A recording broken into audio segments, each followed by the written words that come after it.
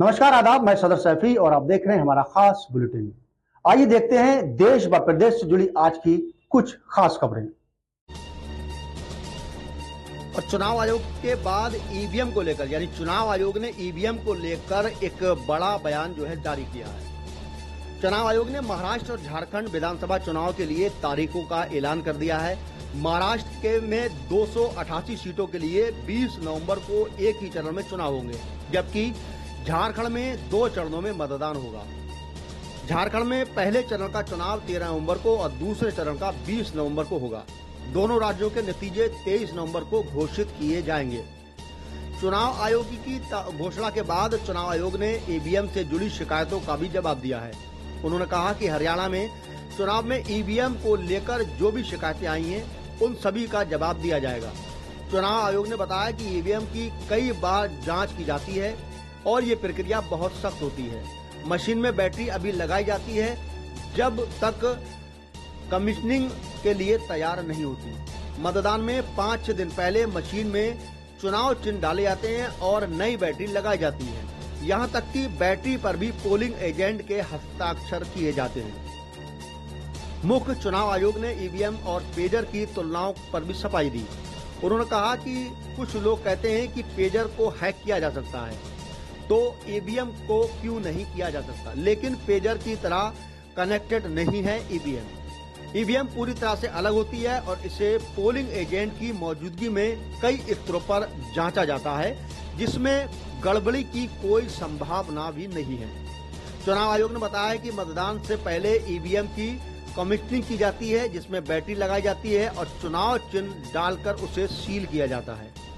Battery पर उम्मीदवार के एजेंट के हस्ताक्षर होते हैं। ईवीएम के लिए स्ट्रांग रूम में रखा जाता है, जहां 3 लेयर की सुरक्षा होती है और डबल लॉक के बाद उसे सील किया जाता है।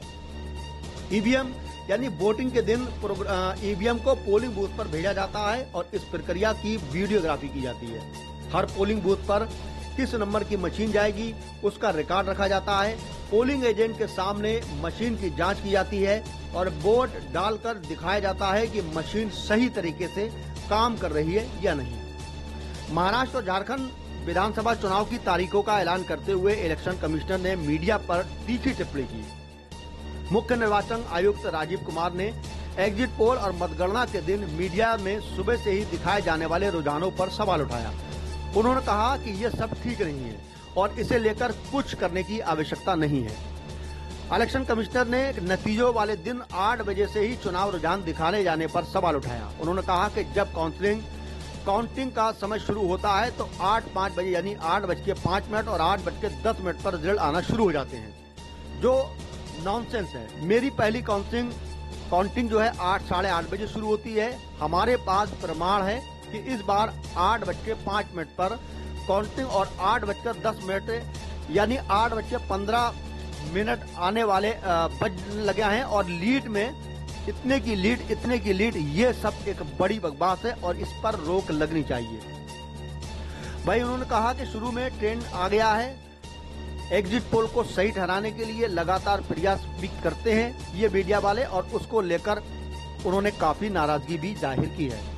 उन्होंने कहा कि बाद में जो होगा वो होगा। चुनाव आयोग ने कहा कि पहला रिजल्ट एक राउंड का 8:30 बजे तक गिनती शुरू हो रही है। 9 बजने में 10 मिनट, 9 बजने में 5 मिनट से पहले ही आ नहीं सकता, क्योंकि 30 मिनट की राउंड में अभी तक समय लगता है, जिसके बाद काफी प्रयासों के बाद इसकी घोषणा की जाती है। उसके बाद मीडिया को सौंपा जाता है।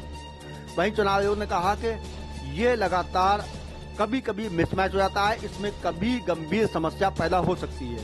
इसके अलावा एग्जिट पोल्स पर चुनाव आयुक्त राजीव कुमार ने कहा कि इस बार भी हमने देखा कि कई बार ऐसा हुआ है कि एग्जिट पोल कुछ बताते हैं और नतीजा इससे अलग होता है। इसलिए ये सोचने की बात है कि आखिर एग्जिट पोल को करने का तरीका क्या है और उनका सैंपल साइज क्या होता है। ये सभी चीजें सोचने की बात है। यही नहीं, इन दौरान उन्होंने कहा कि अक्सर चुनाव आयोग नतीजे वाले दिन टीवी चैनलों और अन्य मीडिया की ओर से सुबह से ही दिखाई जाने वाले रुझानों पर सवाल उठाने लगते हैं। देश व प्रदेश से जुड़ी हर खास खबर के लिए हमारे चैनल को सब्सक्राइब, लाइक व शेयर भी करें।